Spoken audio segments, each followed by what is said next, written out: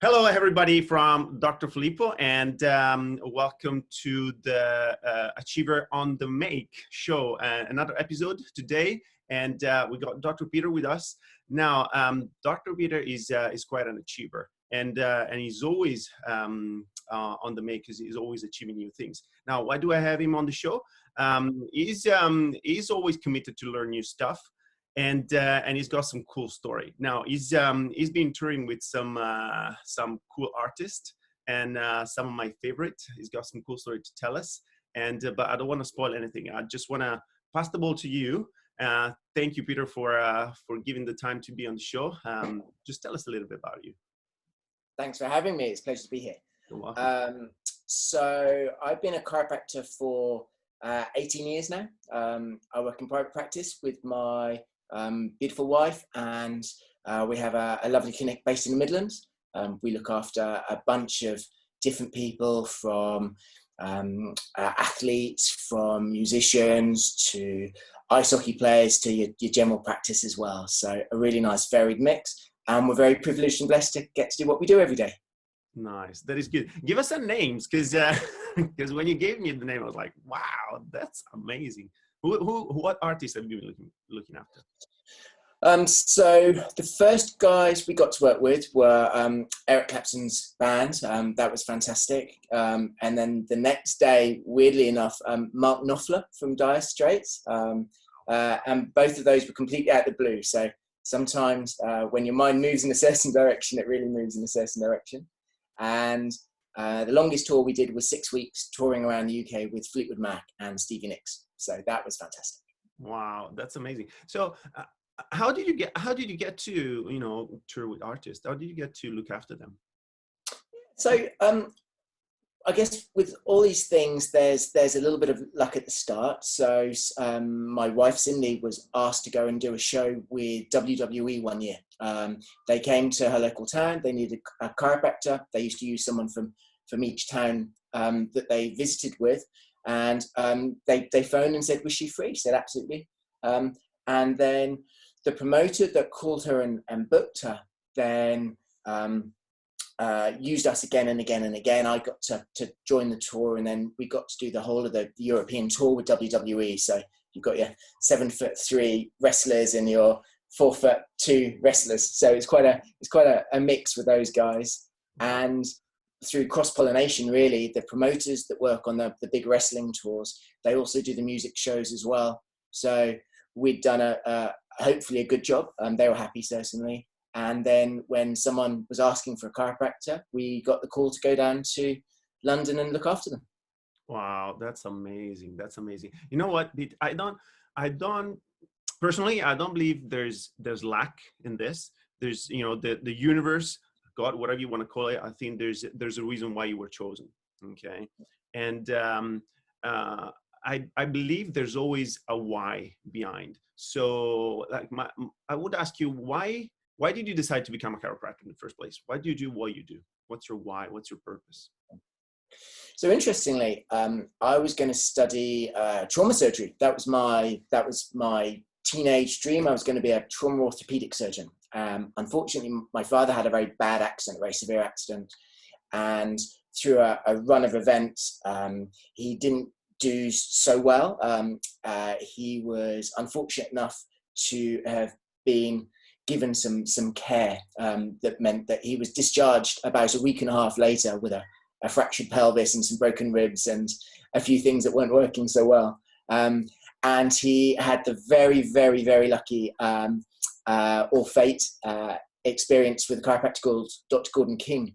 And Dr. King was a lovely chap who basically said, Timon, you're in a terrible state. I think his language was a little bit more colourful, but Timon, you're in a terrible state. We'll see what we can do, and we'll see if we can get you walking again. So my father, who'd been told he'd be in constant pain, he'd need a hip replacement within a year, and he'd never we're a sailing family, he'd never be able to sail again.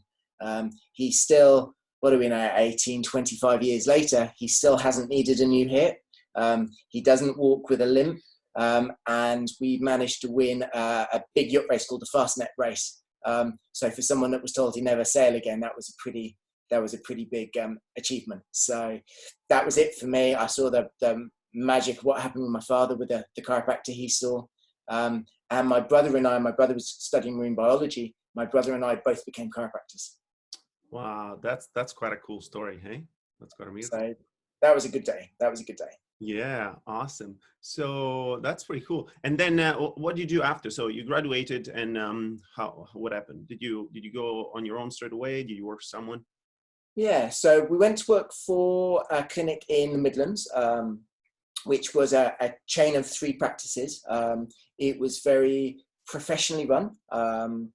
There were quite a few chiropractors coming and going from there. It was certainly somewhere where they ran things professionally, but it didn't have the soul, the passion that I think people were hoping for.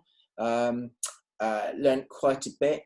Moved after a year, moved back down south again. I missed the surfing and sailing too much, I guess. Right. So moved back down to the south coast again, where I'm originally from, and then stayed working in actually 3 different practices, all at the same time down in the Portsmouth area. So with 3 different chiropractors, really, really lovely bunch of folks.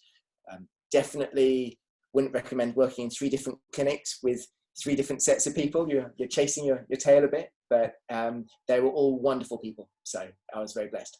Okay, that's awesome. So so you mentioned the story about your father, and so that's what was your drive, that what took you to chiropractic, and then how did you maintain the passion? I mean, you've been a chiropractor for more than 18 years now. Yeah. How do you keep the passion going to keep going, keep achieving? I want to keep going. I'm so privileged, and I know you feel the same way. I'm so privileged and blessed to get to spend my life with amazing people. So that's the first thing. Every day I wake up in clinic or working out of clinic, and I get to hang out with some really nice people who genuinely care about you, genuinely care about what you do. And my sole purpose in clinic is to be there to help people. And that's it. We turn up every day to try and make people's lives better, to try and improve people's health. And that energy that you get off people, you're constantly bouncing from person to person to person, and each time, and you get to give something positive, and then you get to receive something positive. So by the end of the day, it takes quite a bit to, I guess, come down. And every day, I'm blessed. Every day felt the same way. So whether it's in clinic or whether you're working with a sports team at an event, it's that same energy, that same drive of we've got to make a big difference to your health. We've got, a few minutes to work together, and let's see what we can do. So the energy you get back from people is just incredible. Wow, that's awesome. That's awesome. I like your story. And yeah, it's true. I mean, you give energy, you give, but you gain a lot more in return. So now one more question I would ask you is, for someone, people that is going to listen to, this recording, might be chiropractors, might be, whatever they might be entrepreneurs, or someone that is thinking about beginning their journey to their dream. What tips would you give to someone that is a bit like shaking or not sure? Should I do it? Should I not? What would you suggest? That's a good one. So the first thing I'd always suggest is have clear written goals, because that way you know your purpose. If you wake up in the morning and you get to see a list of clear goals, you know what you're there to achieve. You're not going to lie in bed staring at Facebook for an hour and a half. It gives you a purpose, and it also focuses the mind on what you do and don't want. It's much harder to get sidetracked to achieve your dreams or your aspirations if you've got them written down in front of you and you look at them every day. So that's the first thing I'd say. Secondly, burn your boats. I only know one person that I ever spoke to that started chiropractic school, and my greatest, I would say, privilege in the profession is that through conversations with people, interactions with people, there are 17 chiropractors who have joined the profession, who weren't planning on being chiropractors previously. So my proudest moment isn't the sports stuff and the artist stuff. It is that there's almost 20 chiropractors, hopefully we'll get to 20, who have joined the profession to change lives based on enthusiasm and conversation. Burn your boats when you're doing it. So the only person that hasn't made it through, tried to keep his foot in another role outside of chiropractic. He didn't focus solely on chiropractic. So it does mean some sacrifices. It's some studying time. It takes a lot of passion and dedication. But when you immerse yourself with people who also love what they do, as well as a privilege to talk to you today, and how passionate and how incredible you are. When you immerse yourself with people that absolutely love what they do, they help keep you focused. You become the people that you spend the most time with. So, and that's it. And then wake up every day with a simple purpose of helping improve the lives of those around you through chiropractic. Nice. I'm taking notes here because I like what you're saying. Okay. That's good. So the main thing is that, write your goals, write down what you want to achieve. That's awesome. And that's, keep repeating and keep seeing the big picture. And that's awesome. And I like what you said about, immerse yourself with people that like what you do as well. And that's about environment. Absolutely. And I'm very privileged because I'm married to my wife, Cindy, who's also a chiropractor, an incredible human being. So she keeps me on point. She doesn't let me slack, that's for sure.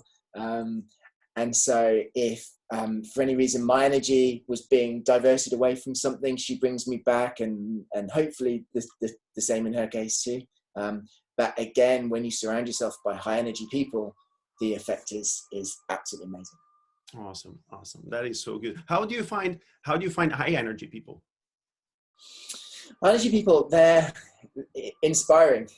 There are some situations where you have to get yourself a little bit worked up or ramped up to be able to engage and relate. We're fortunate enough to have gone to Tony Robbins seminars a few times. I'm not sure if you've ever seen his work, but you're walking. My first experience was 7 o'clock in the morning, walking into a totally abandoned conference center in Orange County. And there's this guy in the middle of the conference center, and British tradition means that if you're walking towards someone, you don't steer directly towards them. It's a little bit socially awkward. And at 7 o'clock in the morning, this guy gently walked up to me and said, "Are you here for the Tony Robbins conference?" And we said, "Yeah, we are. Do you know where it is?" He went, "Hey, high five!" And that was my first introduction into meeting a truly high energy person when I wasn't expecting it. Was that him? It wasn't Tony. It was one of the guys helping out on his event. But it definitely floored me, and I thought, hey, I like this. This feels good. I walked away shaking my head like a brick would, and thinking, I feel good inside. That guy raised me. So an hour later, and you're leaping on your seat, screaming like you never have in your lifetime. I heard about it. I've never been. I will go one day. But yeah, I heard a good story about it. That's awesome. So thank you very much for your time. Thank you for your words of wisdom, Peter. One more thing I would say, if someone wants to get in touch with you, wants to know more about you, about what you do, how can they get in touch? Yep. So our practice is Kenilworth Chiropractic Clinic, KENILWRTH. So just kenilworthchiropractic.com. Send us a message on the inquiries page, and it'd be an absolute pleasure. It'd be great to talk to them. Awesome. Well, you know what? Thank you very much, Peter. Thank you for your time. For everybody that is listening, please get in touch with Peter. He's got a great heart. He's got some good, wise word of wisdom that he can share. And that's it for today. And I'll see you next time. Thank you again, Peter. Brilliant. Thank you for having me. It's an absolute pleasure. Bye for now.